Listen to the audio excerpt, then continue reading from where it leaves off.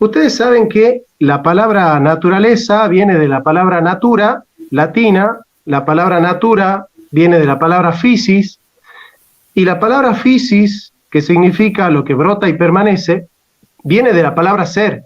De hecho, el pretérito perfecto del verbo ser en español es fui, que viene del verbo fío, ¿no? Y para los griegos, el ser lo era todo, ¿no es cierto? El ser lo era todo y la naturaleza era parte del ser de las cosas. Esto es importante entenderlo porque en la modernidad el ser de las cosas ya no tiene nada que ver con la naturaleza. Tiene que ver con esta dicotomía entre el espíritu y la naturaleza. Y esto comienza, y lo explicó muy bien Dante, yo no sé para qué estoy explicando cosas que ya están claras, entre la naturaleza y el espíritu. La naturaleza quedó reducida a lo mecánico, a lo no libre, y el espíritu a la dinámica de lo libre. Entonces surgen las dos ciencias de la modernidad, las ciencias mecanicistas, las ciencias de la naturaleza, la física, la matemática, que tratan de descubrir leyes deterministas en las cosas, y las ciencias del espíritu. Las ciencias del espíritu son las ciencias de la conciencia.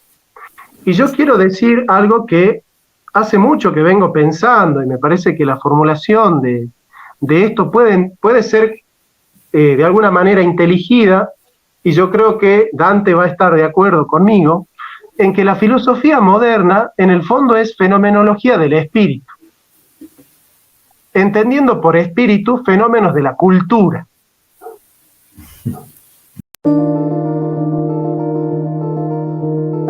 La filosofía es la única disciplina que se pregunta por sí misma. La filosofía es una búsqueda reflexiva, crítica y racional acerca de los primeros principios de una manera autónoma. ¿Cuál es el sentido del ser? ¿Por qué hay entes y no más bien el puro ser o la nada? ¿Qué es la nada y el ser? ¿Por qué hay cosas? El conocimiento como medio para el conocimiento como fin. La filosofía solo busca saber la verdad en todas las esferas de la verdad. Penetrar a lo profundo, trascender a lo eterno, remontarse a lo metahistórico.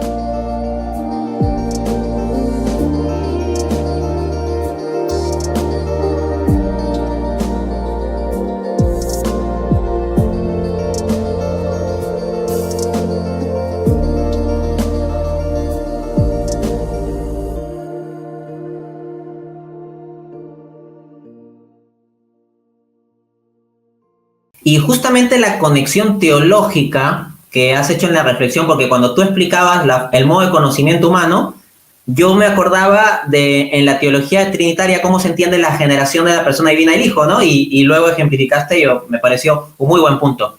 Y como ya estamos trayendo a colación la teología, pues viene una gran dicotomía nociológica también que ha asumido la modernidad, dicotomía del conocimiento de fe y razón. Como que fe y razón están enfrentadas. Así, por ejemplo, recordemos a Auguste Comte, el padre del positivismo, que lo que plantea en su teoría de los tres estadios es que hay primero un estadio religioso o teológico en el cual el hombre centra su conocimiento en Dios, en la noción de Dios, un estadio filosófico en el cual centra su conocimiento en la noción de verdad o de razón, pero ya sin la connotación religiosa, y finalmente un estadio positivo en que el hombre se centraría en el conocimiento de las ciencias concretas, ¿no? La física para el mundo material y la sociología para el mundo social, en la concepción de Comte. Entonces, en la visión de Comte, estas son fases sucesivas y una supera la otra. O sea, para Comte, la fe, la religión, la espiritualidad es algo que queda en lo primitivo. Y es algo que tiene que ser reemplazado por la filosofía, y la filosofía misma eventualmente deberá ser reemplazada por las meras ciencias positivas para el conocimiento humano. Entonces, esa concepción de que la razón debe dejar atrás a la fe para ser plena es claramente esa falsa dicotomía entre fe y razón. Asimismo, los iluministas franceses del siglo de las luces, siglo XVIII, lo que planteaban es que con la ayuda de la razón y la ciencia se dejaría atrás las supersticiones religiosas y la sociedad progresaría indefinidamente. Es la teoría del progreso indefinido de los modernos. Pero yo creo que el caso más llamativo de supuesto enfrentamiento entre fe y razón es Kant. Immanuel Kant, que ya ven por lo que voy explicando que no le tengo mucho cariño a su pensamiento. Immanuel Kant en su crítica... Yo tampoco. Yo me sumo. Muy enemigos de Kant. Sí. Bien, Immanuel Kant en su crítica a la razón pura de 1781, una de las cosas en las que se enfoca bastante es en cuestionar, en criticar las pruebas para la existencia de Dios. Y esto es algo muy llamativo porque Kant es creyente y en su vida personal es fuertemente creyente de una visión pietista. El punto es por qué, siendo él tan creyente, va a atacar las pruebas clásicas para la demostración de la existencia de Dios, como por ejemplo las vías tomistas. Y el propio Kant, en la crítica a la razón pura, explica su motivación. Kant dice que había que atacar tales razonamientos para dar espacio a la fe. O sea, en la visión de Kant, la genuina fe tiene que ser fe irracional, porque si es fe en línea con la razón, para Kant ya no es auténtica fe. Muy contrario a la visión tomista y agustiniana también, y en general la visión de la tradición cristiana, de la compatibilidad entre fe y razón. Santo Tomás en la Suma Teológica desde los comienzos dice: la gracia no destruye la naturaleza, sino que la perfecciona o la eleva. Del mismo modo, cuando la fe viene a nuestras vidas, no destruye la razón. Lo que hace es reparar nuestra razón, la perfecciona y la eleva hacia cosas más altas. Entonces, no hay dicotomía entre fe y razón, pero la modernidad o la filosofía moderna se ha construido con base en esa falsa dicotomía. Y me parece importante aclarar que lo que puede haber es oposición, no como dices tú, no hay oposición entre fe y razón, pero puede haber oposición entre teólogos o filósofos, que es otro tema.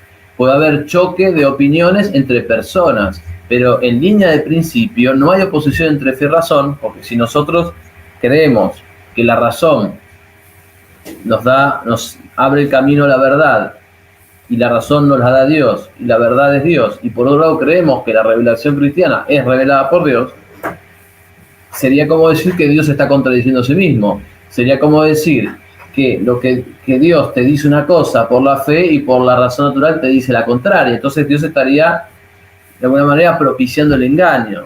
Sería una cosa absurda e insostenible.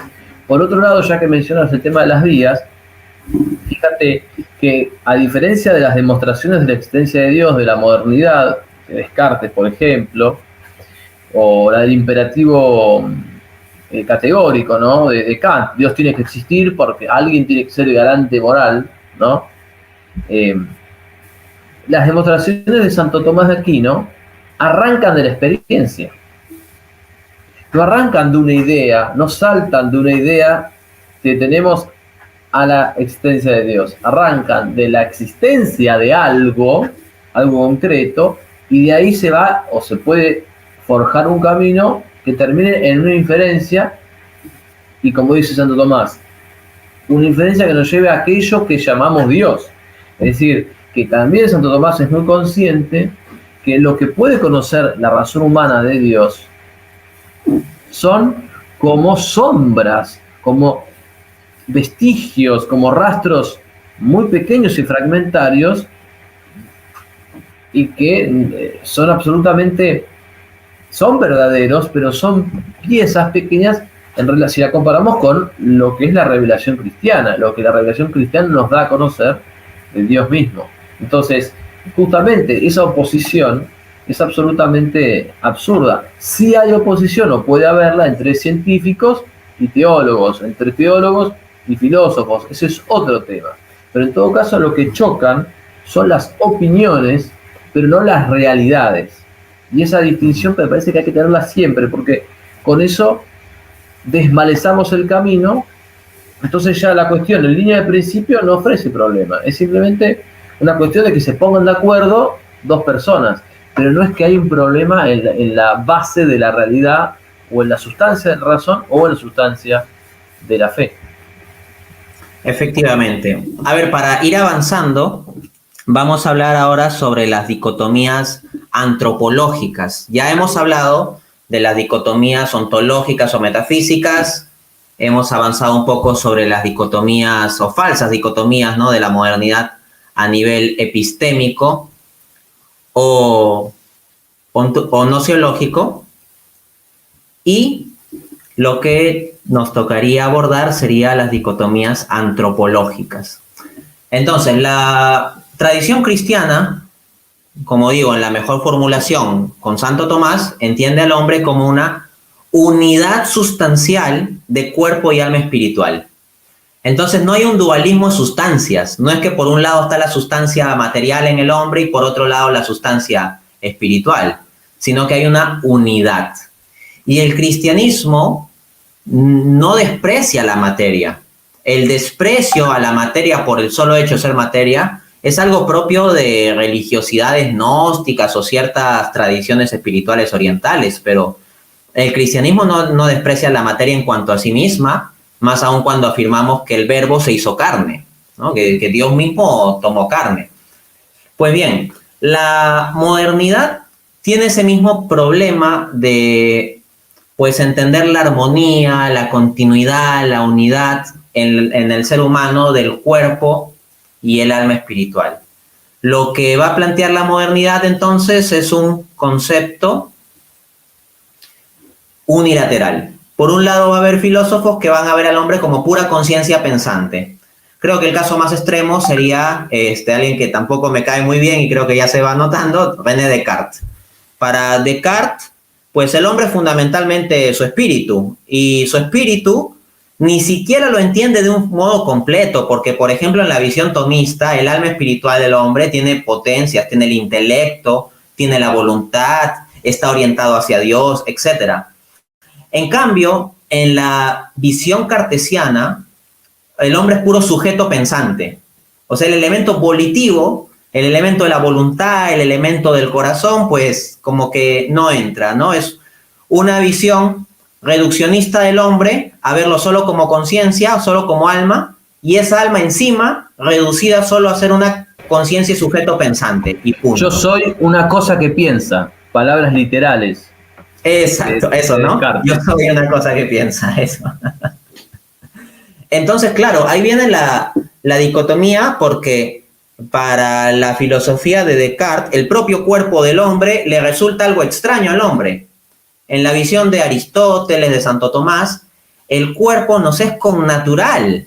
Incluso los cristianos creemos en la resurrección de la carne y todo ello. Pero en la visión de Descartes, el cuerpo es algo prácticamente ajeno a nosotros. De otro lado, tenemos a filósofos materialistas.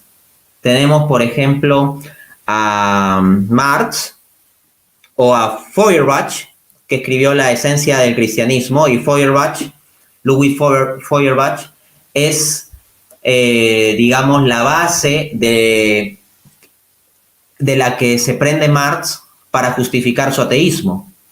Cuando Marx, en la crítica a la filosofía del derecho de Hegel de 1843, dice que la crítica a la religión ya está terminada y que él no necesita criticar a la religión porque la religión ya está bien criticada del todo, refiere que esa labor ya la hizo Feuerbach.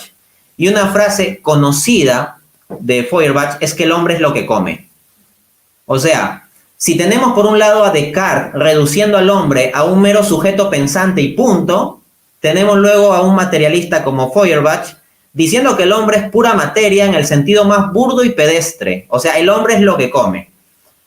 Y asimismo, ese tipo de enfoque lo vamos a encontrar en Engels, en el compañero de Marx, que básicamente va a conceptuar al hombre como un subproducto del proceso del trabajo, como un mono evolucionado por el proceso de trabajo y con unos pensamientos que son subproducto del cerebro y nada más. Entonces, ahí vemos una dicotomía grave.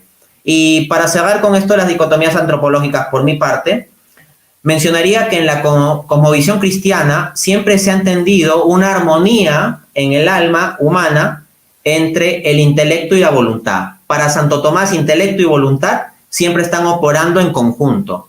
En cambio, en el irracionalismo de ciertas corrientes modernas, y ya los posmodernos sería esto elevado a la potencia n, se ve en conflicto el intelecto y la voluntad.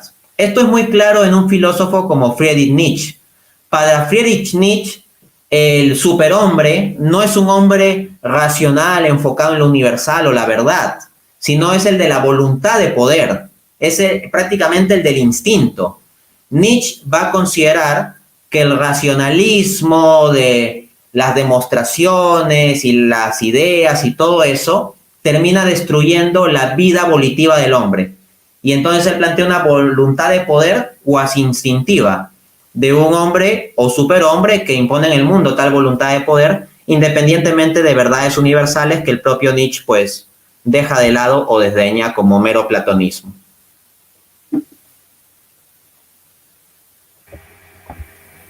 Acá Jonathan haciendo un acto de sacrificio y de renuncia. Así que bueno, le mandamos un gran abrazo y le agradecemos la posibilidad que nos tiene de acceder a su público. Acabamos de expropiar su canal. Hemos expropiado su canal. En un acto marxista, en un boicot socialista a lo Dante y a lo Juan Carlos. Pero una de las cosas que puedo tomar como hilo conductor de todos estos ejemplos que tan interesantes son y que estás comentando es la siguiente. La filosofía moderna, el problema no es que esté solamente en el error, sino que cree y se cierra la posibilidad del misterio. ¿Por qué? Porque nadie dice que el punto de contacto entre cuerpo y alma sea una cosa tan fácil de decir.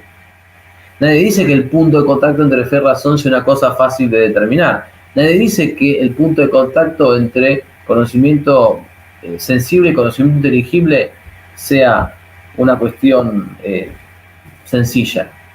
Pero la diferencia está en que la filosofía clásica, aristotélica tomista, realista, reconoce una cierta incapacidad, por lo menos verbal, en el hombre que filosofa, para designar con claridad ese punto en que se encuentran, y por eso es que la filosofía clásica está abierta al misterio de un cuerpo unido sustancialmente a un alma. Mientras que la filosofía moderna, al rechazar el misterio, pretende que tiene todas las respuestas. Y entonces no puede aceptar algo que no pueda ser categorizable dentro de un esquema de ideas claras y distintas. Entonces, para mí eso es una primera cuestión. O sea, que eso ya marca una diferencia no solo en las conclusiones que sacan los filósofos modernos y los filósofos clásicos, sino en el horizonte mental, en la actitud mental de cómo nos paramos ante la realidad. O sea, de movida nos paramos distinto. De movida, un filósofo clásico se para ante la realidad diciendo: es posible que yo haya cosas que no pueda entender y debo aceptarlo.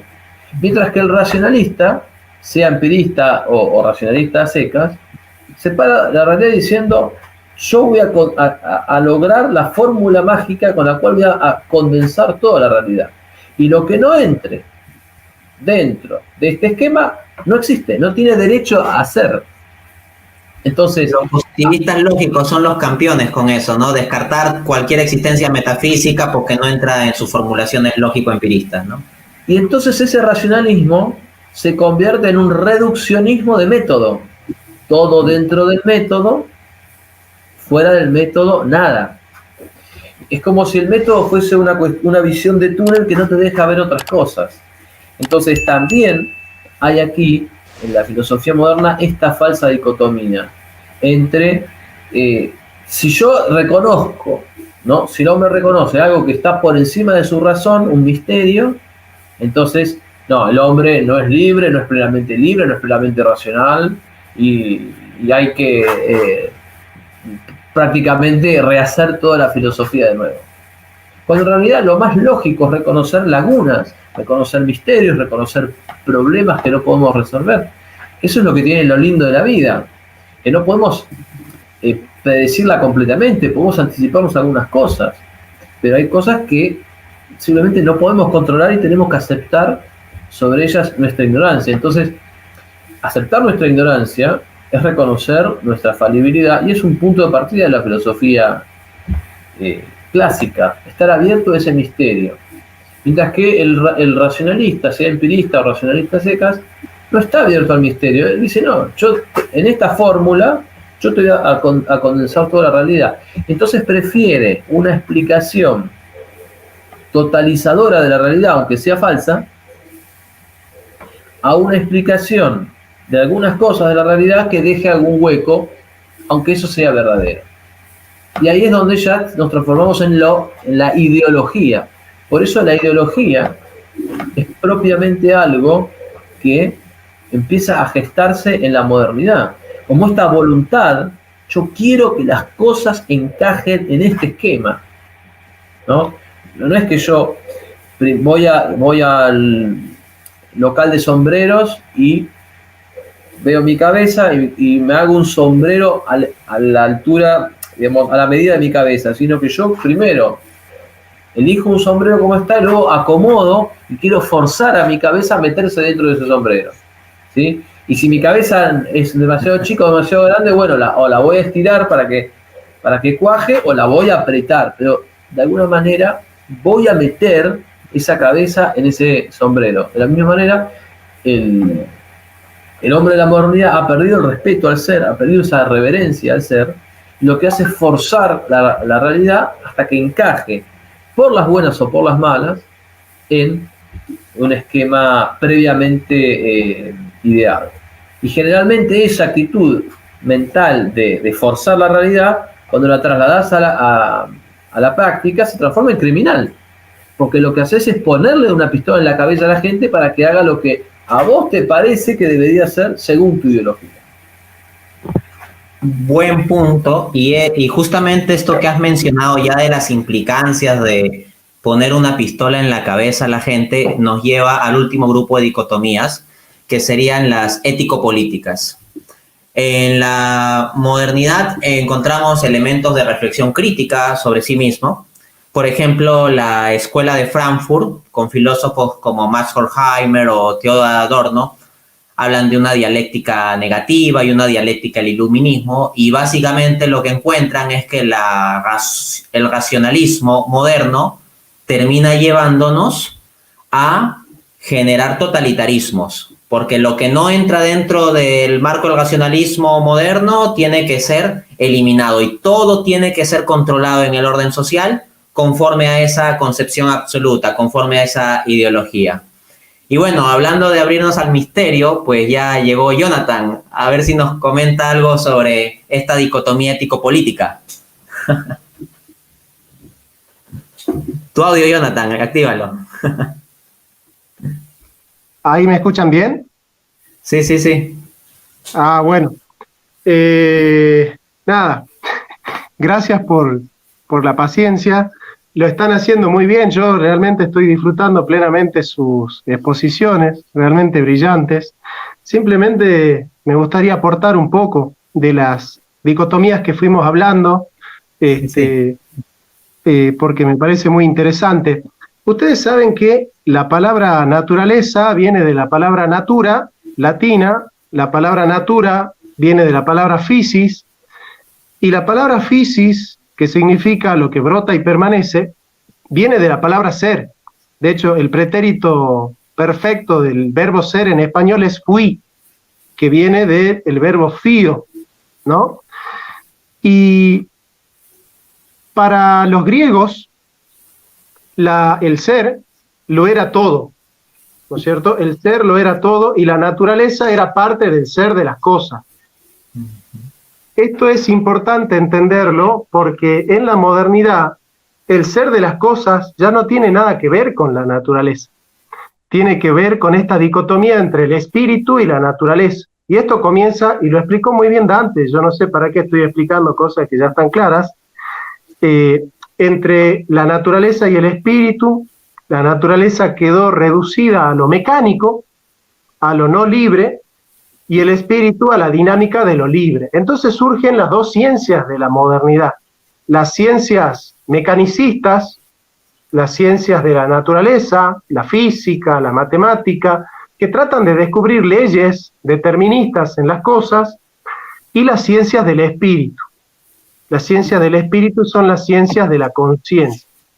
Y yo quiero decir algo que hace mucho que vengo pensando, y me parece que la formulación de esto puede ser de alguna manera inteligida, y yo creo que Dante va a estar de acuerdo conmigo, en que la filosofía moderna en el fondo es fenomenología del espíritu, entendiendo por espíritu fenómenos de la cultura. ¿No es cierto? Entonces, si nosotros queremos decir qué es la modernidad, podemos decir tranquilamente eso. La modernidad es fenomenología del espíritu. Es haber disuelto la filosofía como tema de la naturaleza, es decir, del ser, y haber dado a la filosofía, ¿no es cierto?, el tema de la cultura.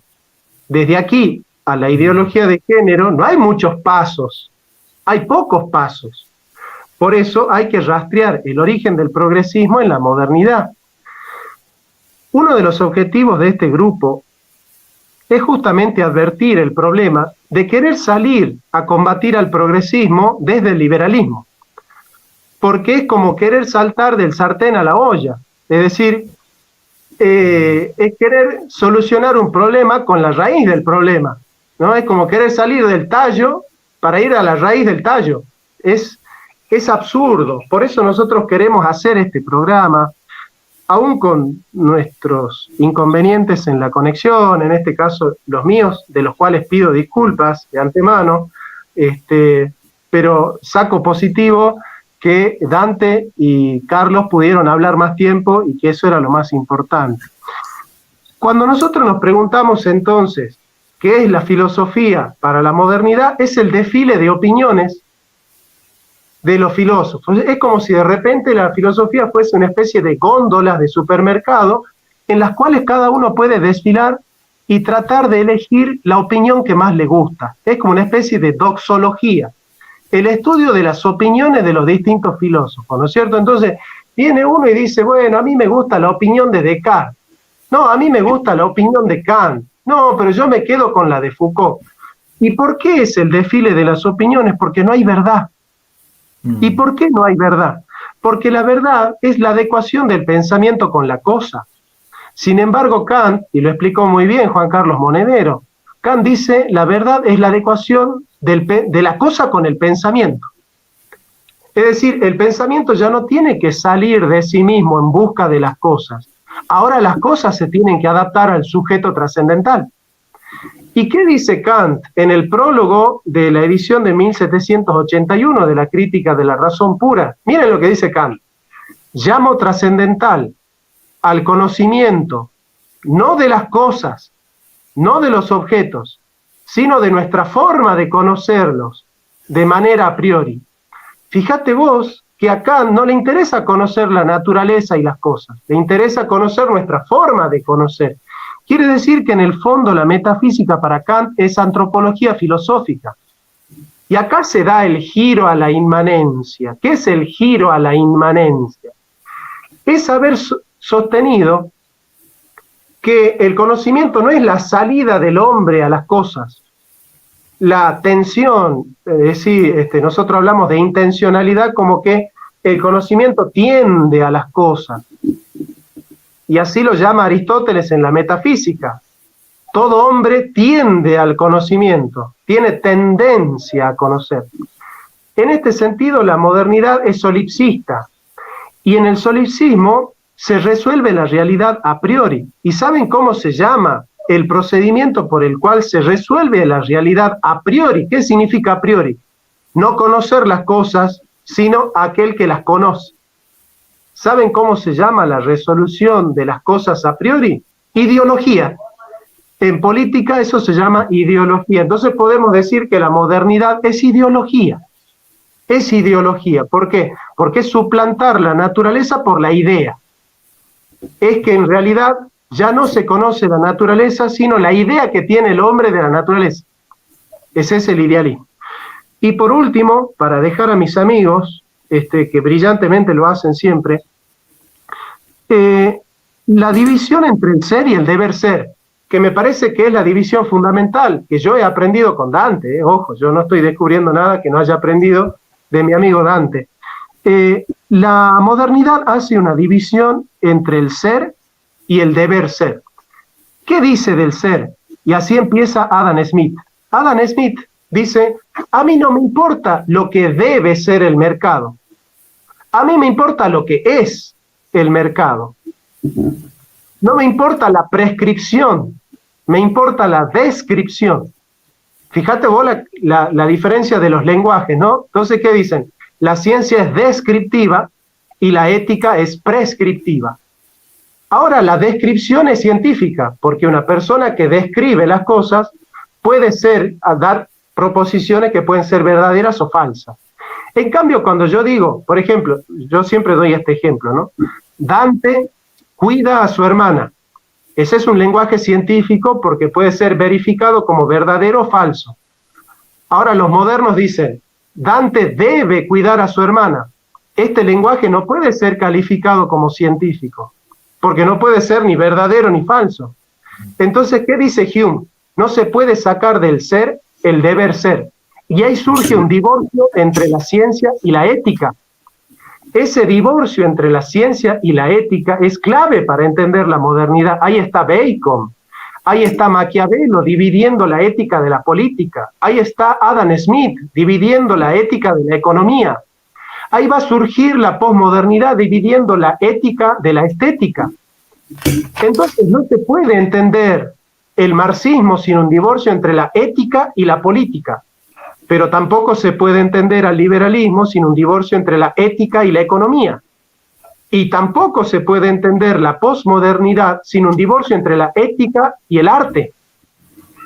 Entonces, ¿cuál es el trabajo más revolucionario que tenemos que hacer nosotros? Una filosofía orgánica. La filosofía clásica es una filosofía orgánica, porque interpreta la realidad como un todo viviente. No se puede hablar de economía sin hablar de ética, porque las relaciones intersubjetivas en el mercado son relaciones humanas, y todas las relaciones humanas pueden ser calificadas bajo el prisma de la ética. ¿Y por qué el deber ser tiene que ver con el ser?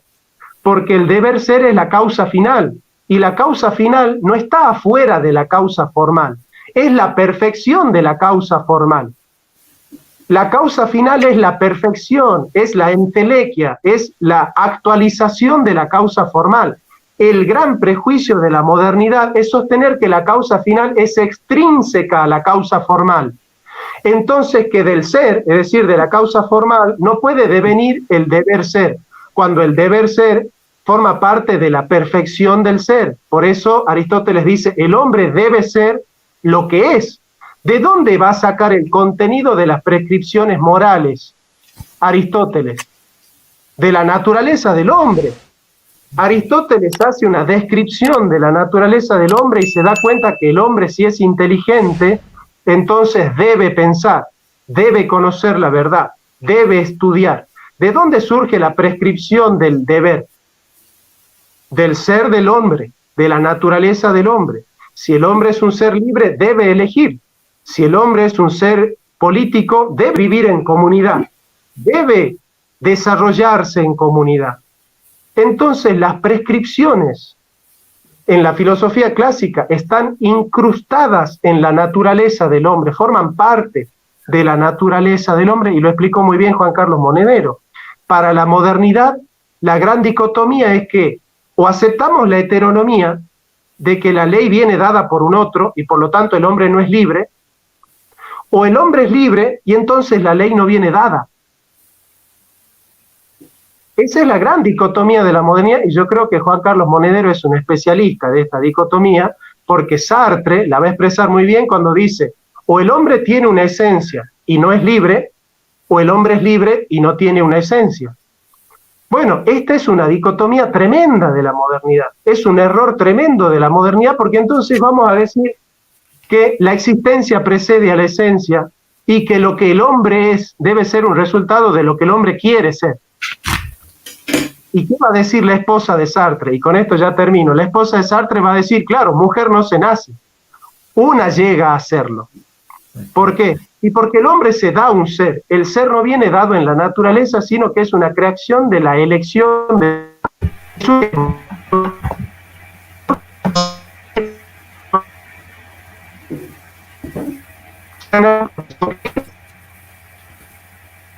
No son esferas, son esferas,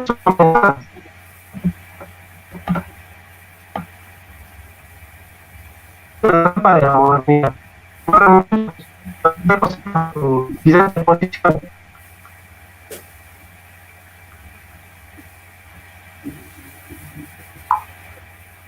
Por eso es que los crímenes de hoy, las conductas injustas de hoy, las políticas y las leyes perversas de hoy se gestaron en las ideologías de ayer. Es decir, lo que hace 50, 100, 200, 300, 400 años era un error filosófico, luego con el paso del tiempo se fue como adhiriendo a la cultura, se transformó en prácticas morales que ahora son criminales, porque también apela a la autosuficiencia y a el rechazo a la heteronomía y a la autonomía de la moral, la persona que dice yo aborto porque yo tengo el poder para abortar, ¿sí? Entonces, también apela a esto mismo el que dice no, yo me quiero cambiar de sexo, entre comillas, ustedes saben que el sexo es cromosómico y no puede modificarse, pero yo me quiero cambiar de sexo porque está en mi mano hacerlo, ¿sí? Yo hago esto porque quiero. Entonces, de alguna manera, estas prácticas absurdas, injustas o incluso criminales de hoy miran hacia las ideologías de ayer. Esto no significa que en otras etapas del mundo no hubiesen graves pecados. En la edad, al comienzo de la edad moderna, en la edad media, en la edad antigua, había, por supuesto, pecados. Pero creo que la gran diferencia está en que en las edades anteriores al surgimiento de la ideología, los hombres pecaban, pero no buscaban una idea que lo justificara. El tipo que se emborrachaba. El tipo que de alguna manera se dejaba llevar por sus apetitos, simplemente decía, bueno, soy débil, ¿sí? La mujer que estaba trabajando en el trabajo más, en la profesión más antigua de la historia, simplemente decía, bueno, necesito comer o estoy desesperada. No buscaba construir una ideología que la justificase. Y yo creo que acá estamos ante eso. Por eso la perversión actual no es solamente moral, es una perversión que ya, un malestar que ya está carcomiendo hace rato el intelecto. La verdad es que la síntesis que hizo Jonathan me pareció espectacular y creo que se ha reivindicado por esto de no haber estado por problemas de conexión en esta transmisión, pero bueno, estuvo 10 minutos y creo que metió unos 4 goles, ¿no? Sin duda. Ha sido muy profundo. Y entre las dicotomías o falsas dicotomías que me parece interesante que queden por abordar, está la dicotomía, decíamos, la metafísica, la dicotomía política, ética, nociológica. Vamos a la dicotomía psicológica, ya como para ir cerrando. Pero, ¿acaso a veces no somos, especialmente los cristianos, no somos acechados por una falsa espiritualidad jansenista, donde no hay una verdadera reconciliación con nuestro cuerpo? Como si, no, mirá, hablemos del sexo, pero chicos, en voz baja, porque el sexo es oscuro, es medio turbio, ¿sí? A veces no hay entre los cristianos, entre nosotros, una sobrereacción al tema sexual, una falta de comprensión de la dimensión psicológica, un olvido de que hay antes de la dimensión moral una dimensión premoral. ¿Qué otra cosa no es eso sino los escrúpulos? El que tiene escrúpulos es porque no distingue lo premoral de lo moral. No distingue la faceta propiamente psicológica de la faceta moral. Y en ese sentido participa, sin saberlo seguramente, de una falsa dicotomía entre cuerpo y alma. O sea, no entre felicidad o deseo y virtud. Esa es otra falsa dicotomía de la modernidad, ¿no? Que era muy propia de la ética kantiana. Si yo soy virtuoso, tengo que ser un infeliz. Y si yo tengo placeres, bueno, no voy a ser muy virtuoso, ¿no? Como ese famoso chiste que habrás escuchado, que dice todo lo que es pecado es bonito o engorda, ¿no? O sea, como si fuese el terreno del placer y el terreno de la virtud si fuesen opuestos, tenés que elegir. Me veo obligado a interrumpir con un ad hominem muy breve nomás y decir que Kant murió virgen, ¿no? Es un ad hominem terrible. Bueno, me parece bien interrumpido. Pero a la cuestión que voy, y que tú también allí desde Perú podrás o habrás sido testigo seguramente, es que a veces las falsas dicotomías no se llegan a racionalizar, muchas veces sí, pero a veces se viven a un nivel psicológico, vital. Es decir, el hecho de ver una mujer hermosa y que te guste, y que te parezca atractiva, ya es como, no, pará, pecaste. Y eso es casi como rechazar nuestra propia corporeidad, porque eso no tiene nada de pecaminoso.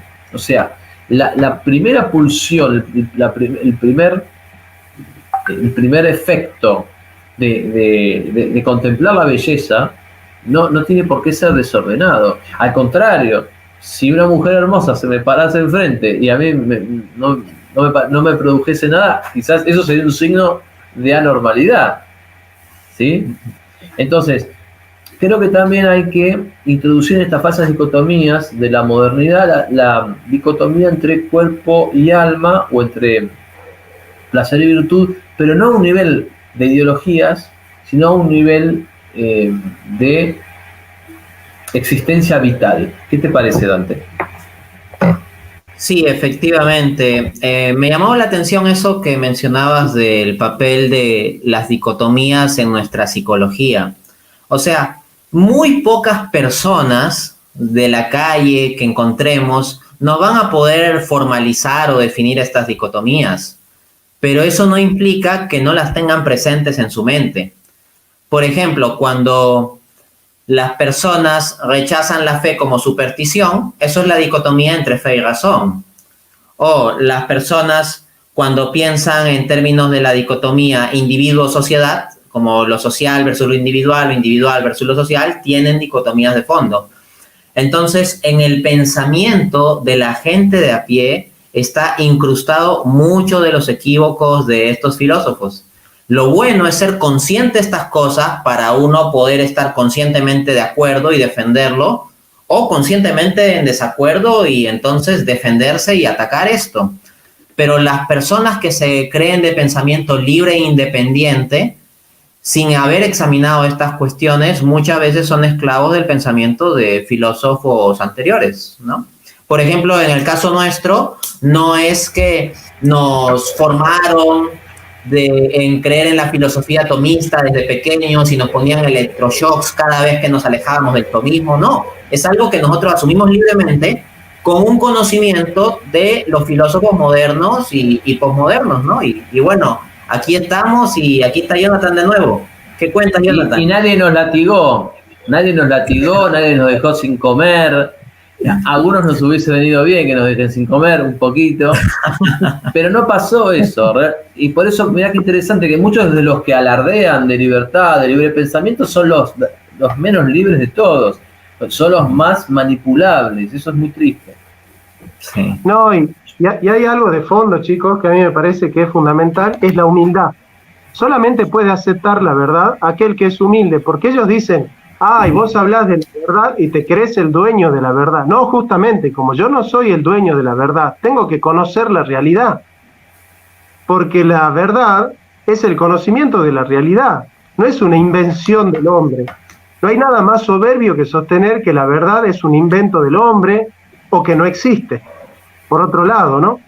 Pero hay un problema en la modernidad que surge por haber introducido un personaje mitológico que no fue puesto por la razón. Es decir, el filósofo padre del racionalismo ha cortado al hombre a la mitad con un personaje que no surgió de su racionalidad, sino de un producto de la imaginación, que es el genio maligno. Descartes ha roto con esta continuidad metafísica entre el conocimiento sensible y el conocimiento inteligible. Nosotros los realistas sabemos que los sentidos externos captan la realidad sensible, ¿verdad, Juan Carlos? Los sentidos externos captan la realidad sensible, son articulados por el sentido común los deja disponibles para la cogitativa y la cogitativa lanza el contenido para el entendimiento agente, que crea el concepto como el universal. Pero entre conocimiento sensible y conocimiento inteligible no hay ruptura ni dualidad, hay continuidad. Ahora, ¿cómo es que Descartes rompe la continuidad? La rompe de dos maneras. Antropológicamente, como lo explicó Dante brillantemente, diciendo que el hombre no es cuerpo, que el hombre tiene cuerpo. Entonces, cuando dice Descartes que el hombre tiene cuerpo, está diciendo que el cuerpo es algo exterior al propio hombre. El cuerpo forma parte de algo que está fuera del hombre, dice Descartes, que es la res extensa. Si el hombre no es cuerpo, es pura conciencia, entonces la verdad se resuelve en la inmanencia de la conciencia. Y no hay continuidad entre el dato sensible y el dato inteligible. Entonces, ¿qué va a hacer la modernidad con el genio maligno? El genio maligno, dice Descartes, podría existir un genio que me engañara y que me haga percibir cosas que realmente no existen. Ahora, Descartes nunca da pruebas de que ese genio maligno no existe. Toda la modernidad depende de un personaje ficticio como el genio maligno, porque es el genio maligno el que a nosotros nos impide la continuidad entre el conocimiento sensible y el conocimiento inteligible. Sí, Dante, querido. Es que con lo que estás desarrollando me acabo de dar cuenta de algo. Mira, y creo que no lo debemos dejar pasar en vista de que nosotros desde la filosofía realista queremos enfrentarnos a toda la onda progre. O sea, uno no necesita asumir filosofías de la modernidad como el nefasto liberalismo para enfrentar la onda progre. Uno lo puede hacer desde la filosofía clásica. Y en tu intervención anterior, yo creo que es cuento eso de que se te corte el internet. Yo creo que es a propósito para que sean más espectaculares tus entradas, ¿no? Así. Entonces, volviendo a esto. En tu intervención anterior mencionabas que en la visión de Kant, pues termina sucediendo que se concibe que es la realidad la que tiene que ser adecuada a nuestro entendimiento, a nuestras estructuras a priori, ¿no? Tal como Kant les llama. Entonces, esta noción de que no es nuestro pensamiento el que se adecua a la realidad, sino que es la realidad la que tiene que adecuarse a nuestro pensamiento, cuando yo escuché eso dije, esa es la ideología de género. Me dije, las raíces de la ideología de género se pueden trazar desde Kant. Pero ahora que escucho tu segunda intervención, me digo, no, las raíces de la ideología de género las podemos trazar desde el inicio mismo de la filosofía moderna en Descartes. ¿Cómo así? En la visión de René Descartes, claro, el hombre simplemente tiene cuerpo, el cuerpo es algo heterogéneo al hombre y lo sustancial del hombre es su subjetividad. Entonces, si alguien en su subjetividad se concibe como mujer, independientemente que su cuerpo sea objetivamente de hombre, pues no importa, porque objetivamente no hay nada del mundo externo, del mundo sensible, los objetos no tenemos certeza, tal vez un genio maligno nos engaña, tal vez nacimos en el cuerpo equivocado, o sea, así como hay el genio maligno, hay la idea de haber nacido en el cuerpo equivocado, que un genio maligno nos puso en el cuerpo equivocado. Entonces, si el hombre no tiene cuerpo como parte de su sustancia misma, es decir, si el hombre no es cuerpo junto con el alma, sino simplemente tiene el cuerpo como algo extrínseco, entonces, independientemente de nuestra realidad biológica como varón o como mujer, pues nosotros simplemente desde nuestra subjetividad podríamos establecer algo distinto. Entonces, como digo, ya tenemos una construcción muy interesante y con eso cierro que podríamos estar estableciendo los elementos para trazar los inicios de la ideología de género en el inicio mismo de la filosofía moderna con Descartes. Brillante, brillante. Tu comentario es un colorario brillante a lo que yo venía diciendo, porque sacas las conclusiones que caben sacar del tema, Dante. Es espectacular. Y yo me permitiría dar una pincelada más, si me permitís, y si me permite Juan, porque a mí me gustaría escuchar. Juan sabe mucho de esto. De hecho, estoy leyendo un libro de él que se llama Lenguaje y Política y Poder, Lenguaje y Poder, Lenguaje, Ideología y Poder. Les recomiendo ese libro de Juan Carlos Monedero, es uno de los libros más espectaculares para entender la relación entre el lenguaje, la ideología y el poder. Y yo me voy a tomar de ese libro de Juan Carlos Monedero, que lo estoy leyendo y lo estoy disfrutando y con miles de notas a pie de página, porque yo creo, ¿saben qué? Que la modernidad surge antes, con Guillermo de Ockham. ¿Saben por qué? Porque Guillermo de Ockham, en el comentario a las sentencias de Pedro Lombardo, él dice: no existe el universal fuera de la mente, tanto subjetiva como objetivamente. Esa es la tesis del nominalismo. Vamos a decir brevemente qué es el universal. El universal es el conjunto de categorías que comparte toda realidad en cuanto a predicabilidad. Entonces, ¿qué dice? Aquello que comparten en común, un universo de entes, lo pone la mente como categoría y lo universaliza el lenguaje. En el fondo, aquello que comparten un grupo de entes es puro lenguaje. Nosotros le llamamos nómina, nombre. De ahí viene el nominalismo. O sea que aquello que comparten como predicado esencial un grupo de cosas es un puro nombre. Por ejemplo, ¿qué tenemos en común Dante, Juan Carlos y yo? Un nominalista dice el nombre de ser humano, el nombre de ser humano.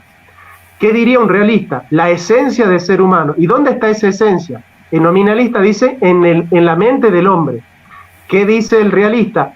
En la forma del sujeto, en la sustancia del sujeto. ¿Verdad?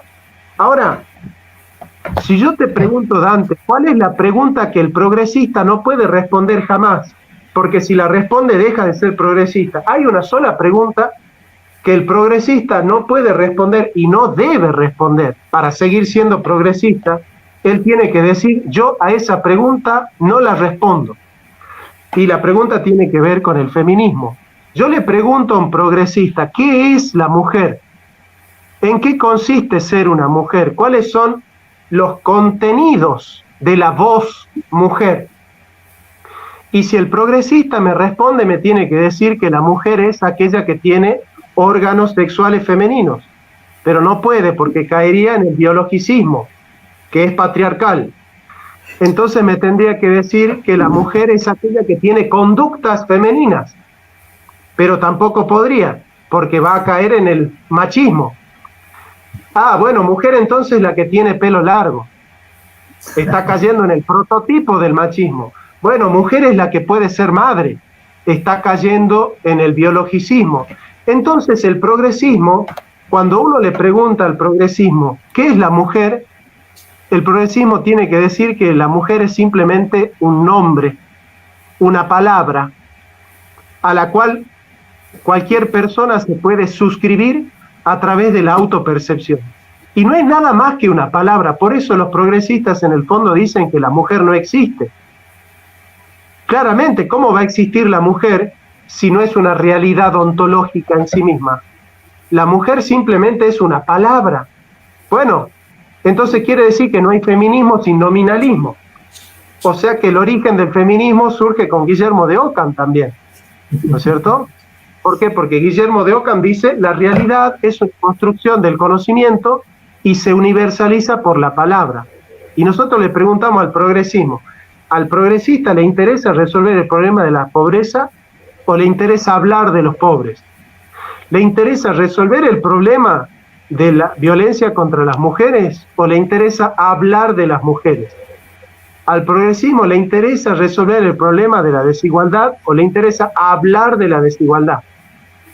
Y al progresismo lo que le gusta es hablar, porque el progresismo depende del giro lingüístico, de que la realidad es una construcción del lenguaje. Entonces, ¿cómo quiere el progresismo solucionar los problemas del hombre? Hablando. Eso tiene raíz en Guillermo de Oca. Yo creo que es muy interesante esta relación que has hecho, llevándonos hacia el final de la escolástica, ¿no? De lo que se caracteriza siempre por Guillermo de Oca, que además, entre otras de sus ideas, estaba la de la oposición entre fe y razón, e incluso relataré esto de un Dios donde la voluntad va antes de la inteligencia y por lo tanto Dios podía mandar lo absurdo o mandar lo injusto sin dejar de ser Dios. Creo que estamos, queriendo o no queriendo, llegando al nombre de un gran intelectual que ha resuelto, en un brillante libro donde narra su conversión, ha resuelto estas dicotomías y las ha llamado paradojas.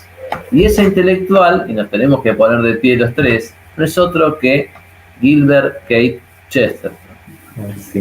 En efecto, en el capítulo 6 de su libro Ortodoxia, que se llama Las paradojas del cristianismo, yo creo que Chesterton da la clave de estas falsas dicotomías que para muchas personas van a seguir siendo dicotomías, pero que justamente son dicotomías porque las asumen como dos bloques de inconmensurables, incompenetrables, sin abrirse a la posibilidad de que estas cosas puedan conectarse, ¿no? Decíamos fe, razón, decíamos materia y espíritu, decíamos conocimiento sensible, conocimiento intelectual.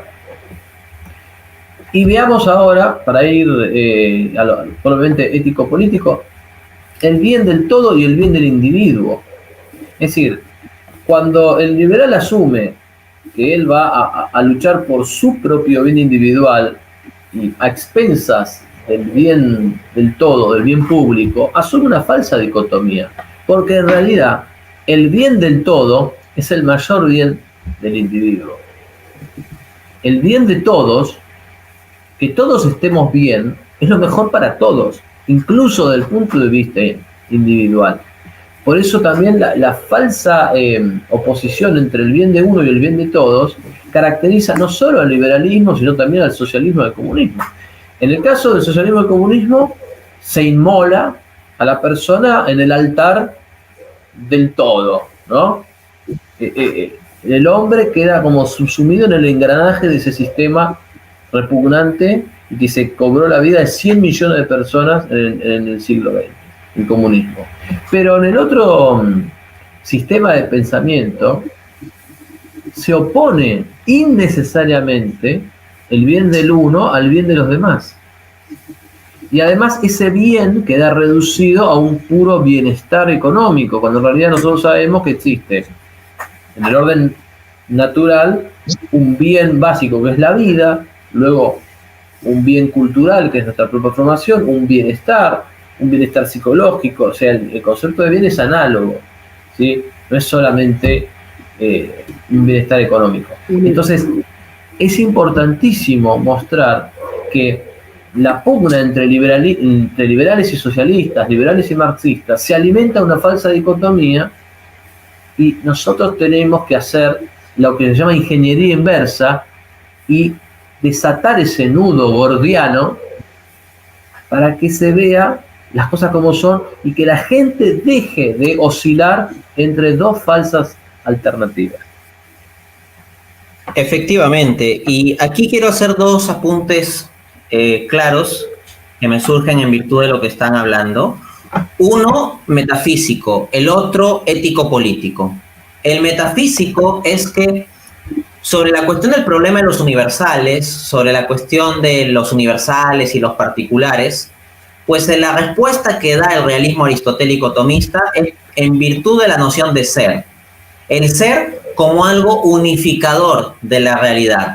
Entonces, en la filosofía realista con una concepción fuerte de ser como unificador de la realidad, lo que nosotros tenemos es la base ontológica para la solución de las dicotomías. ¿Por qué? Porque la experiencia tiene ser, y la razón tiene ser. La fe tiene su ser propio como don teologal, y la razón es como capacidad o cualidad natural, la razón natural del hombre. Y así podríamos mencionar otras cosas. La materia es, el espíritu es. Desde esa perspectiva, entonces, la idea del realismo aristotélico tomista, del ser como noción unificadora de la realidad, lo que nos permite es tener una base para la continuidad de estas cosas que supuestamente están enfrentadas. La noción aristotélico-tomista del ser en sentido universal y abarcante, entonces nos da la base para solucionar las dicotomías de la modernidad. Pero esto implica que el surgimiento de esas dicotomías de la modernidad es premoderno, porque viene con el nominalismo, porque el nominalismo rompe con la noción fuerte de ser. Para el nominalismo no existen esencias universales, no existe una noción de ser que pueda abarcar objetivamente la realidad, sino que todos los seres son simplemente entes dispersos y nosotros arbitrariamente los podemos agrupar dándole ciertos nombres, como agrupar arbitrariamente a ciertos entes llamándole caballos, o humanos, o triángulos, o hombre, o mujer. Y entonces, si ya no hay una noción unificadora objetiva de ser y tenemos simplemente los entes dispersos, la posibilidad de que a partir de ahí se piense en términos de dicotomías, de cosas enfrentadas, de cosas separadas, de cosas inconciliables, está servida sobre la mesa. Por lo tanto, el conjunto de la filosofía moderna, con todos sus errores, se construye sobre este error fundacional que es el nominalismo de Guillermo de Ockham.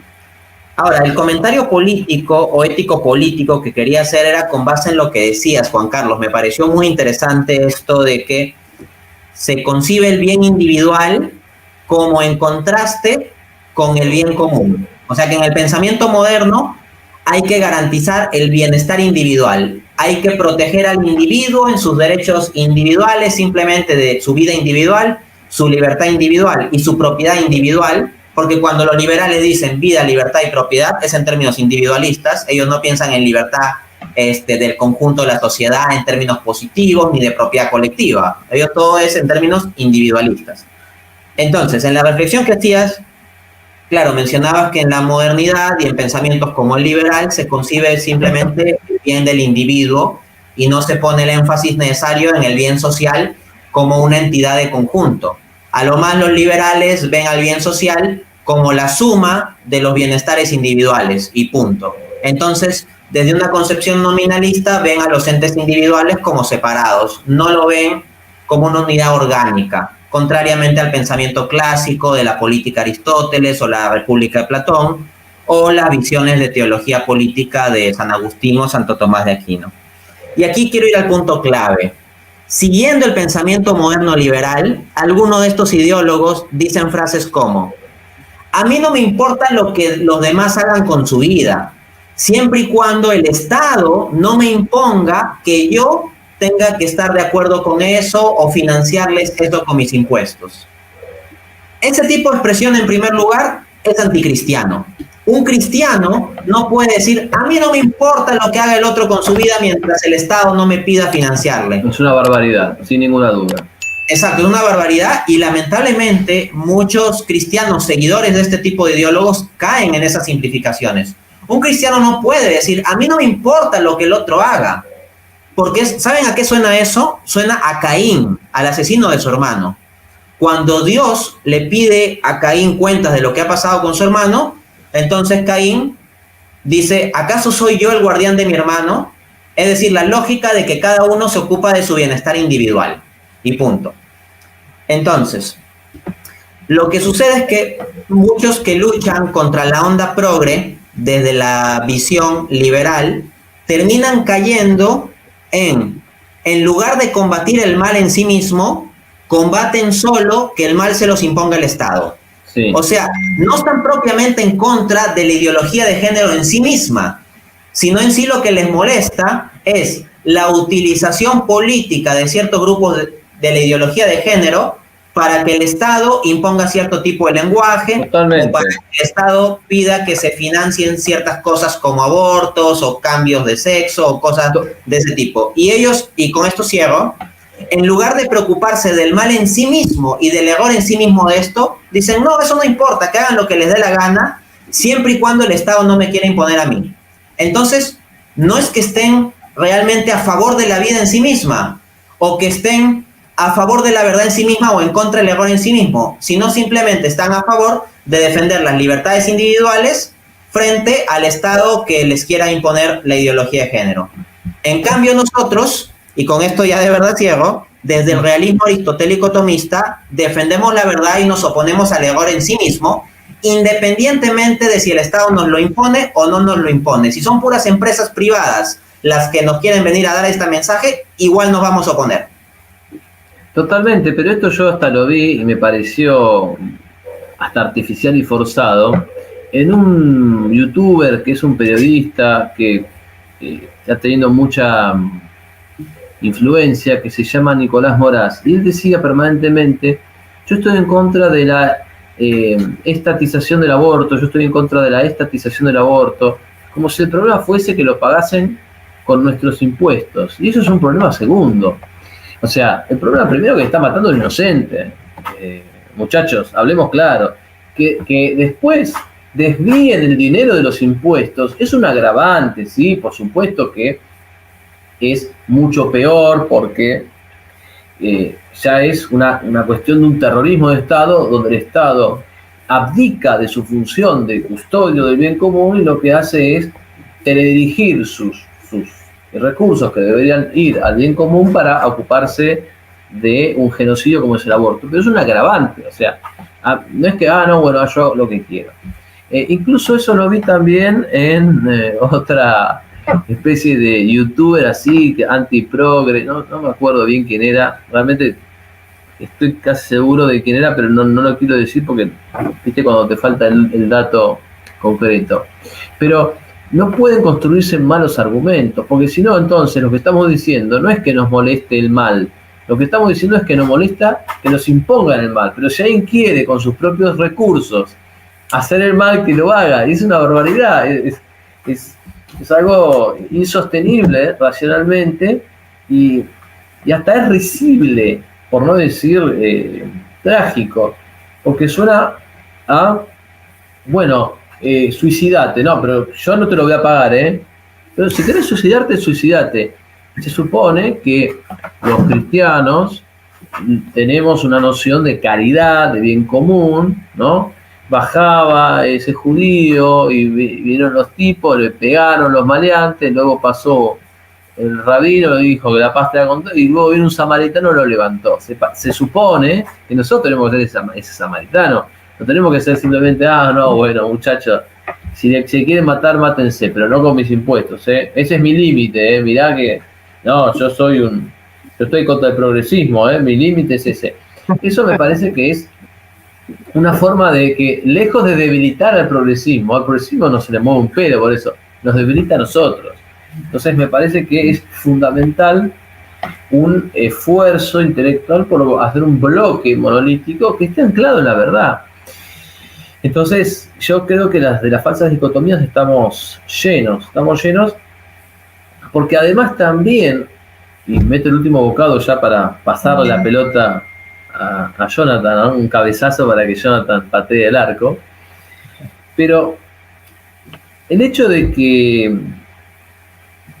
en el liberalismo no haya un criterio moral que de alguna manera restrinja la rentabilidad absoluta y que yo con tal de ganar dinero pueda hacer lo que quiera, con la rentabilidad como el máximo valor, eso ni siquiera termina siendo el bien del hombre, porque en el fondo alimentar deseos que no se pueden satisfacer es alimentar un infinito que nunca nos va a llenar. Entonces, ¿qué hace la propaganda? Alimenta deseos que no se pueden satisfacer.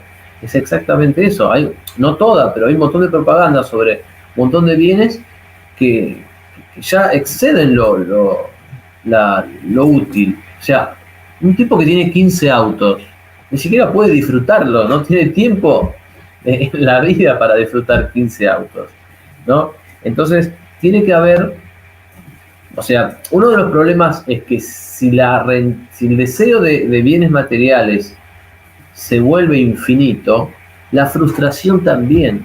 Entonces, ahora cuando uno dice, no, esperá, tenés que tener algún límite, no, bueno, me estás poniendo un freno a mi libertad individual. Sí, hermano, te estoy poniendo un freno porque en este momento tu libertad individual está desbocada y está aplastando a los demás. Y fíjate que así como el Estado le pone un freno a la libertad individual en temas de seguridad pública, a fortiori no hay ninguna razón para que no le ponga un freno en temas de seguridad económica. Exactamente, Juan. Yo intuyo, de hecho mi tesis es sobre el concepto de voluntad en Santo Tomás de Aquino, y lo hago por la siguiente razón. Esto le va a gustar a Dante. Creo que lo voy conociendo y creo que va a disfrutar esta idea. Los modernos, por ende los liberales, es decir, no crean que cuando nosotros criticamos a los liberales lo hacemos desde una plataforma oblicua, lo hacemos desde la plataforma de la modernidad, asocian libertad como sustancia o como principio operativo primero. Y la libertad no es principio operativo primero. Tampoco la libertad es un fin en sí mismo. La libertad es un medio para la felicidad del hombre y no es atributo operativo primero, sino que es un atributo de la voluntad. Es imposible hablar de la libertad sin hablar de la voluntad, porque la libertad es un atributo de la voluntad, es la voluntad la libre. Ahora, la palabra voluntad viene de volo, que significa quiero, ¿sí? Ahora, la voluntad tiene una triple ordenación. La voluntad como naturaleza tiende a un fin en sí mismo, porque no se puede querer si no se quiere algo, ¿no? Ustedes se acuerdan de un famoso lema de Husserl que dice: no hay cogito sin cogitatum, no hay pensamiento sin algo para ser pensado, en contra de Descartes. Bueno, yo inventé otro lema: no hay volo sin volitatum, no hay voluntad sin algo para ser querido. Es decir, no hay un querer puro, ¿se entiende? No hay un, de acuerdo, sí. O sea, los liberales hablan de querer como si el querer fuese el querer puro, es un querer que se quiere a sí mismo, como el amo hegeliano, digamos, ¿no? Entonces, ¿qué es lo que hay que entender? Que el hombre cuando quiere el bien. Es imposible que el hombre quiera, en cuanto motor, el mal. Por ejemplo, el ladrón, cuando roba, es movido en su voluntad por el bien que le causa el bien ajeno o el mal que le va a provocar estar preso por robar. ¿Qué es lo que lo mueve al ladrón a robar? El bien que le produce, claro. Es un bien desordenado, es un bien desjerarquizado, pero es un bien subjetivo, no es un bien objetivo, pero lo mueve ese bien subjetivo. Vamos a ir más lejos. ¿Qué es lo que lo mueve al acosador, al violador, a violar? ¿Lo mueve el mal que le va a provocar a la mujer o le mueve el bien que le produce a él satisfacer su deseo inmediato? Lo mueve el bien subjetivo, claro. Repito, no es un bien objetivo, no es un bien ordenado, no es un bien jerarquizado. Pero al hombre lo mueve el bien. Siempre que uno hace algo, lo hace porque es movido por el bien que le produce en su entendimiento aquello que va a realizar. Si uno supiera que lo que va a hacer no le va a causar ningún bien, no lo haría, porque la voluntad no se mueve hacia el mal. La voluntad se mueve hacia el bien, siempre. Claro, el bien tiene que ser, para ser un bien objetivo, tiene que estar ordenado y tiene que estar correctamente jerarquizado con bienes superiores, porque todo valor engendra un disvalor y tiene jerarquía. Eso lo explica muy bien Max Scheler en Ética Material de los Valores. Ahora voy al tema político. El hombre puede hacer lo que quiera, pero no puede querer cualquier cosa. No le es lícito al hombre querer cualquier cosa. Solamente es lícito querer el bien. El bien subjetivo, antropológicamente lo que mueve al hombre es el bien subjetivo, y en política es el bien objetivo. ¿Qué es el bien objetivo? La realización de la naturaleza humana en comunidad, la promulgación de la perfección del hombre, de la humanización del hombre. Yo siempre digo una frase que a mí me gusta mucho: el hombre nace con forma, pero no nace formado. El hombre nace con una forma y tiene que ir formando la forma a través de la educación. El valor de la educación es humanizarlo al hombre, perfeccionarlo al hombre en su naturaleza. Ahora, si la educación no parte de la naturaleza del hombre, en realidad la educación ya no existe. Si la política no parte de que solamente puede ser lícito una voluntad que se licita en la libertad, que quiere el bien, en realidad una voluntad que elige el bien desordenado, en realidad es una voluntad que no puede operar como libre en la política, porque el bien desordenado en realidad lo que está haciendo es desarticularla a la comunidad. Entonces, el problema fundamental en cuanto a la libertad es que no se entiende que la libertad es la libertad de la voluntad, y la voluntad quiere el bien. Si el bien es subjetivo, entonces está desordenado. Si el bien es objetivo, es un bien ordenado. Y en política, ¿qué es lo lícito? Lo lícito es el bien ordenado. ¿Ordenado a qué? A un fin. ¿Cuál es el fin? El fin de la naturaleza. ¿Cuál es la naturaleza? La esencia del hombre. Entonces la modernidad, al haber dejado de hablar de naturaleza, perdió los fines. Habla de los medios, pero ha perdido los fines. Entonces ya no se sabe para qué el hombre es libre. Esa es la pregunta que el liberal no puede responder. El liberal no puede responder a la pregunta ¿para qué el hombre es libre? No tiene respuesta. El liberalismo no puede responder. Sí. A ver, Juan Carlos, luego yo. Hay una dicotomía que no hemos hablado, pero la voy a introducir yo, y la voy a introducir de forma de objeción a lo que acaba de decir Jonathan, con lo cual yo estoy absolutamente de acuerdo, pero que es muy común en los espacios antiprogres, que por lo menos en Argentina yo conozco, pero justamente una objeción con la que a mí me parece muy patética, pero es la objeción de: no, bueno, eso que decís vos es verdadero en la teoría, Jonathan, pero en la práctica nos tenemos que unir todos para luchar contra los progres, porque si no, no. Y entonces, fíjate cómo yo te tiro este argumento, pero esta dicotomía, es decir, entre la teoría y la práctica, lo que está indicando es que esta persona no cree en el poder de la verdad. Porque lo que vos estás diciendo es la verdad, hacíamos clara y concreta, maciza, es como un puñetazo de verdad. Es como el puñetazo de Santo Tomás de Aquino en la mesa de San Luis Rey, ¿no? Que dio el puñetazo y casi rompe la mesa. Ahora, fíjate cómo después nosotros, y estoy seguro que muchos de los comentaristas que están viendo este video pueden llegar a pensar eso, dicen: ay, no, bueno, pero si nosotros criticamos a los liberales, los dejamos afuera de la lucha ideológica y entonces dividimos las fuerzas contra el marxismo cultural y bla, bla, bla, bla, bla, bla, bla, bla, ¿no? Entonces es como que estamos olvidando que la verdad tiene una potencia, que la verdad es fecunda y que no tiene sentido luchar contra una herejía usando otra herejía, y no tiene sentido luchar contra la falsedad usando otra falsedad. Entonces, o sea, tenemos que tener confianza en lo que nosotros creemos, y creo que el problema está en el que, sin darnos cuenta, rendimos una especie de idolatría del número. Estamos todo el día pensando en los números, diciendo: no, bueno, vamos a ver, ¿no? Porque si juntamos a los liberales con los católicos tradicionalistas, entonces vamos a hacer más. Estamos siempre contando, y nos olvidamos de la cualidad, de lo cualitativo. Y doy el último ejemplo y ya le paso la pelota de nuevo al cabezazo a Dante, cuando los ideólogos de la Ilustración dieron vuelta el orden europeo monárquico y empezaron a sustituirlo por repúblicas laicistas, eran un puñado.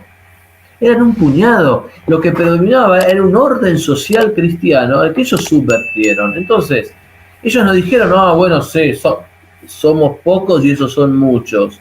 Vamos a mimetizarnos para quizás sacarle. Ellos fueron con todo y con una mística diabólica, pero mística al fin, lograron dar vuelta el orden social cristiano y lo sustituyeron por las repúblicas laicistas masónicas. Entonces, yo estoy harto de que me digan, no, eso no, somos pocos, o si hacemos eso dividimos.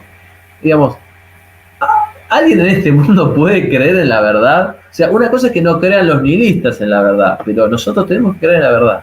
Dante, querido. Sí, oye, de verdad, las cosas que dice son inspiradoras, así, uno se siente como que quiere ir a la guerra así con la espada, después de escuchar el discurso de Juan Carlos. A ver, unos apuntes rápidos. Uno, porque no quiero perder la ocasión, lo que mencionaba Jonathan, de que en el pensamiento liberal, pues, solo se pueden quedar pensando en los medios, no llegan ya a pensar sobre los fines. Y como digo, no puedo perder la ocasión de mencionar que Ludwig von Mises, el economista liberal austriaco más influyente en su obra La acción humana, que es casi una biblia del pensamiento económico liberal, dice que su praxeología, que la praxeología, que es el esquema de pensamiento sobre la acción humana que él propone, que la praxeología no se ocupa de los fines, sino simplemente de la disposición de medios para lograr ciertos fines. Entonces, claro, esa comprensión de la acción humana que tiene una neutralidad o que deja un vacío respecto a los fines es todo lo contrario de lo que Jonathan mencionaba de la causalidad final inserta en la ontología misma de los entes. En otras palabras, la orientación del hombre hacia Dios, hacia su fin último, hacia el bien supremo, es algo que está orientado a su ser. Y por lo tanto, un sistema o un pensamiento que deje de lado la cuestión de los fines y diga simplemente nos vamos a concentrar en los medios, con muy alta probabilidad lo que va a generar es que no lleguemos a nuestro fin último. Ahora, sobre lo que menciona Juan Carlos, efectivamente, cada vez que uno plantea un cuestionamiento a otro esquema de pensamiento que también se está enfrentando a los progres, dice, pero no se peleen, mejor nos juntamos todos, dejemos de lado las diferencias. Te cuento una experiencia reciente. En una entrevista que se me hizo hace no mucho, se me preguntaba por qué no dejábamos de lado todas nuestras diferencias, los que nos oponíamos al progresismo, y nos juntábamos como en una especie de comité de los cerebros para enfrentar el progresismo. Bueno, di una respuesta un poco más amplia en esa entrevista, pero solo quiero apuntar una reflexión final que hice ahí. Dije, ya, supongamos que yo entro a ese comité donde tenemos que buscar el mínimo común denominador. Entonces, por ejemplo, Gabriel Zanotti, contra quien yo recientemente debatí, se opone al menos a cuestiones de progresismo como el aborto o el matrimonio homosexual, la ideología de género, etc. Entonces, si tenemos que entrar al mínimo común denominador, yo como economista tengo que dejar de lado toda mi crítica al planteamiento económico liberal. Y también mi crítica a nivel filosófico, teológico, ético y antropológico a los planteamientos de los liberales. Y yo soy economista de profesión, entonces para mí dejar eso de lado como que es una cosa fuerte. Y somos un grupo de 2 personas. Luego me decían, suman por ejemplo a Agustín Laje. Bueno, Agustín Laje recientemente ha dicho que él pues no lee la Biblia, no ha leído la Biblia, no es algo que sea de su particular interés. Para mí es de interés absoluto. Yo no soy católico light, yo con todos mis errores, mis pecados y mis miserias trato de ser católico en serio, no católico light. Pero si yo tengo que reducir todo al nivel de católico light y de no leer la Biblia o dejarla de lado, pues pierdo mucho. O sea, ya perdí toda mi crítica al liberalismo como economista, después ya perdí la Biblia como cristiano. No te queda nada, o sea, ¿quién sos? No tenés identidad. Y uno dirá, bueno, son teístas los 3. Oye, pero hay ateos que hacen buena crítica al progresismo, también hay ateos que están contra la ideología de género. Entonces, basta que incorporemos a un buen ateo que critique el progresismo y yo voy a tener que ceder mi teísmo. Entonces, me quedo sin catolicismo fuerte, me quedo sin Biblia, me quedo sin Dios, me quedo sin mi crítica al liberalismo. O sea, me quedo prácticamente en ropa interior. Y eso no está bueno. Y que quizás esa es la idea de estas personas que proponen estas alianzas, porque aparte lo gracioso es que en estas alianzas que se proponen siempre es, sí, Dante, nos tenemos que unir, eso sí, ¿quién cede? No, cedes tú, yo no cedo. Aparte hay una cosa que este tema vuelve una y otra vez y la historia lo demuestra. O sea, a mí me da gracia, por ahí me voy a ir un poco por historia argentina, me vas a perdonar, Dante, pero a mí me da gracia algo. Hablamos de la unidad entre liberales y no liberales para combatir el marxismo, como si fuese una idea nueva que nunca se planteó, como si fuese la última Coca-Cola del desierto. Chicos, digamos, todo el siglo XX fue una historia de ante distintos enemigos, liberales y no liberales, que se unían. Y muchas veces la experiencia indica que esos liberales se unían con otros grupos que no eran liberales y los terminaban traicionando. Esto pasó muchísimas veces. Además hay una cuestión lógica, que esto tiene que ver con la lógica del poder. O sea, si el grupo liberal es más fuerte que el otro grupo, obviamente el sector más fuerte está en condiciones de imponerle sus condiciones al sector más débil. Esto es acá y en China, más allá del liberalismo. O sea, si, por decir algo, a ver, Kazajistán se une con la Rusia de Vladimir Putin, ¿quién le va a imponer las condiciones a quién? ¿Putin se las va a imponer a Kazajistán o Kazajistán se las va a imponer a Putin? Es evidente la respuesta. Entonces, cuando nosotros planteamos el arrojarnos en los brazos del liberalismo, primero estamos planteando una acción para mí poco decente, ¿no? Porque es casi como, ay, sálvenme porque yo no puedo solo. A mí me da un poco de pudor, me da pudor. Pero además estamos planteando una estupidez desde el punto de vista práctico. Esta gente que se cree los archiduques de lo práctico. O sea, lo peor que vos podés hacer frente a alguien que tiene más fuerza que vos es básicamente decir, ay, defendeme que soy demasiado débil. O sea, me parece estúpido. Y me parece que la experiencia lo refuta. Y después me parece, como dices tú, hacemos tantas concesiones que un día te vas a mirar al espejo y no vas a reconocerte, ¿no? Así que... Creo que ya le damos el paso a Jonathan para el gol final ahí ya. Ahí está. Bueno, el golpe filosófico y después los pasos para que ustedes puedan difundir su canal de YouTube, sus trabajos, sus obras y aquello que están por hacer. Yo cierro con una idea breve. No se puede descubrir el puesto de la razón en el hombre si no se descubre el puesto del hombre en el cosmos. La razón no es diosa y no crea la verdad. La razón no es débil como para no poder conocer la esencia de las cosas. El pensamiento no es ni débil ni Dios. Tiene su lugar en el hombre, pero para que el pensamiento tenga su lugar en el hombre, hay que encontrar el lugar del hombre en el cosmos, ¿sí?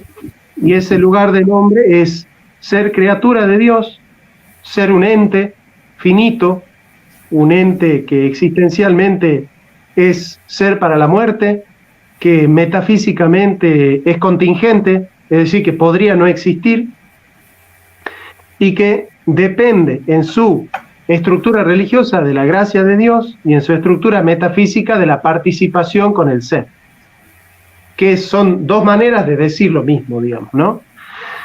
Dicho esto, me parece que este grupo que ha nacido públicamente hoy, accidentado, pero yo creo que ese lanzamiento accidentado también le añade un poco la tragicidad que tiene esta pretensión de querer resistir al progresismo sin caer en el liberalismo. Y lo miro a Dante y digo, sí, es bueno salir del progresismo, es bueno salir del marxismo, pero no hay que girar el péndulo hacia el contrario y caer en el liberalismo. Son dos caras de la misma moneda. Nosotros planteamos una vía alternativa a una resistencia del progresismo de raíz, y no de forma, y no de método, y no de estrategia, sino de raíz. Hay que salir del progresismo, pero de raíz. Y lo dice muy bien el mejor teólogo de Hispanoamérica, que es Julio Membiel. Hay dos formas de pensar. Hay solo dos formas de pensar. La cábala es decir, el historicismo, es decir, el progresismo, es decir, el evolucionismo, o el pensamiento que descubre las verdades eternas del hombre. Y en esas verdades eternas, que es el tomismo, trata de edificar lo mejor para el hombre. Nosotros estamos del lugar de las verdades eternas, porque son verdades sólidas para fundamentar una sociedad justa, una sociedad libre, una comunidad buena, una comunidad verdaderamente humana. Eso es lo que nosotros queremos hacer en este grupo, humildemente, creciendo, aportándonos los unos a los otros en nuestra fortaleza, pero queremos brindar esta opción, y yo creo que estoy acompañado de los mejores. Yo me siento con toda la confianza, porque yo en economía descanso en alguien que para mí es de los mejores, y que en filosofía es alguien de los mejores, como Juan Carlos Monedero. En ese sentido, yo les agradezco a ustedes dos, amigos, por haber participado de esta inauguración, por participar de este grupo de realistas hispanoamericanos, y les dejo para que ustedes puedan despedirse dejando un último mensaje, y cada uno, por favor, va a dejar su manera de contactarlos a través de, no sé, Twitter, Instagram, Facebook, y cómo los encuentran en su canal de YouTube. Querido Juan Carlos, te dejo a vos y que cierre Dante. ¿Cómo no? Muchísimas gracias, Jonathan, por la invitación. Me alegra mucho que te hayas podido reincorporar después, habiendo resuelto la cuestión técnica, y tus aportes han sido de una gran profundidad y con una enorme capacidad de asociación, y los he disfrutado mucho. Así que eso, en primer lugar, gracias. En segundo lugar, contar que hace poco, algunos de mis trabajos, publiqué un libro sobre el tema de la pandemia que está en Amazon. Tengo publicado en Amazon también el tomo 1 y el tomo 2 de Lenguaje, Ideología y Poder.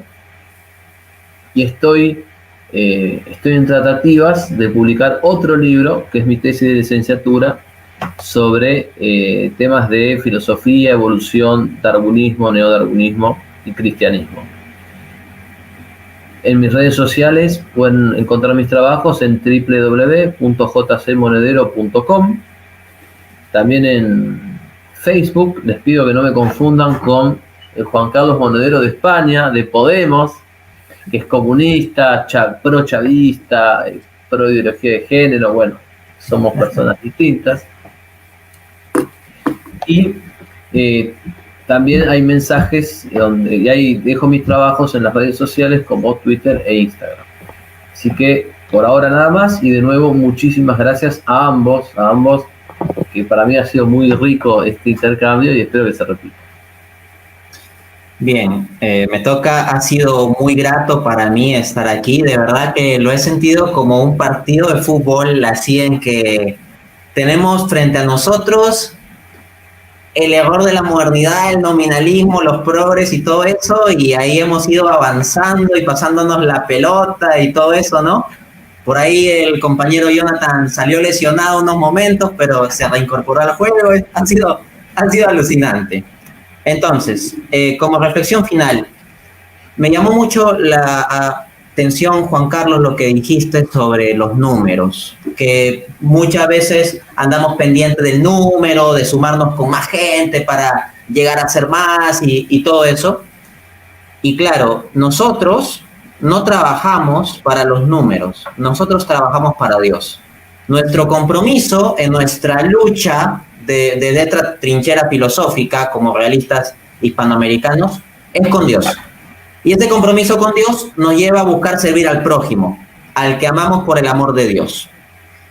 Pero desde esa perspectiva no estamos bajo la lógica del mundo de simplemente ganar en cantidad de visitas. Podríamos nosotros estructurar las cosas de modo tal de atemperar nuestro pensamiento y relajar ciertas cosas y utilizar ciertos estilos malsanos con tal de conseguir más visitas, más alcance. Pero nosotros tratamos de ofrecer algo con valor, algo serio, algo ordenado. Procuramos hacerlo con respeto. Desde esa perspectiva, entonces, pues yo prefiero mi crecimiento con calidad antes que con cantidad. Y felizmente yo tengo garantía de que las personas que siguen el canal de Jonathan Ramos son personas de calidad. Yo he visto a los comentaristas, yo veo la gente que ahí comenta en el chat o que ha comentado alguno de sus videos, ¿no? Porque ahorita en primera instancia se está transmitiendo a través del canal de él. Y pues yo tengo garantía de que son personas pensantes, de que son personas valiosas y que están comprometidos con estas cuestiones. Y desde esa perspectiva, pues es una ocasión grata poder dar a conocer mis espacios para aquellos que no lo conozcan, porque entonces tengo la oportunidad de que llegue gente valiosa. Me encuentran en mi canal de YouTube como Dante A. Urbina. Tengo cerca de 150 videos publicados y recientemente he pasado el 1.000.000 de visitas. Me encuentran en Facebook como página pública como Dante A. Urbina, igual. Me encuentran en página web www.danteaurbina.com. Asimismo, tengo un canal de Spotify donde estoy colgando podcasts y tengo disponibles varios libros en amazon.com. Simplemente pone mi nombre y le saldrán mis libros disponibles. Así que, bueno, vamos a hacer fuerza mutua, luchamos desde nuestras trincheras, nos unimos sin ceder, sino estamos unidos en la verdad universal. Que esa verdad universal la queremos defender en todo tiempo. Esa verdad eterna va a ser defendida en todo tiempo, aunque no esté de moda. Excelente. Yo quiero decir una cosa más, Jonathan, si me permites. Lo que quiero decir es que yo aprendo de ambos. Que eso para mí es muchísimo. Que yo me siento a escuchar videos de Dante y videos de Jonathan y yo realmente aprendo. Y estoy seguro que ustedes van a valorar mucho este comentario mío. Sí, porque yo también aprendo de los dos. Del debate de Dante con Gabriel Zanotti para mí fue, no lo podía creer. Primero nunca vi, Gabriel Zanotti es amigo mío, ¿no? Pero nunca vi un debate tan desigual. Nunca vi que alguien haya ganado un debate tan contundentemente como Dante. De hecho, si yo en la universidad tuviese que enseñarle a mis alumnos qué es un buen debate y cómo se debe debatir honestamente y académicamente, para mí Dante es, yo tengo que pasar ese video porque es la definición ostensiva de lo que es un buen debate, no es la definición ostensiva, no hace falta definirlo, es cuestión de ver ese debate. Por favor, vean ese debate de Dante Urbina con Gabriel Zanotti, véanlo, difúndanlo, coméntenlo, porque es una maravilla, es una maravilla. Yo quedé que si era mujer me enamoraba de Dante, porque quedé impresionado con la capacidad de Dante de argumentar, la rapidez, la lucidez, la coherencia, la lógica, la estructuración de la argumentación. Dije, este tipo es un tomista. Antes de que Dante ya haya empezado a hablar de Santo Tomás, que nosotros no solemos, dije, es un tomista, porque nosotros los tomistas somos muy ordenados para pensar. Así que, Dante, querido, que Dios te bendiga mucho. Juan, muchas gracias por estar, y nos vemos la próxima, ¿eh? Recuerden que este video va a ser descargado y va a estar también en el canal de Dante y va a estar en el canal de Juan, así que vayan a esos videos, compartan, suscríbanse a sus canales que nos van a ayudar en esta lucha. Muchas gracias. Un placer enorme, un gran abrazo para los dos y un saludo para toda la audiencia. ¡Viva Cristo Rey!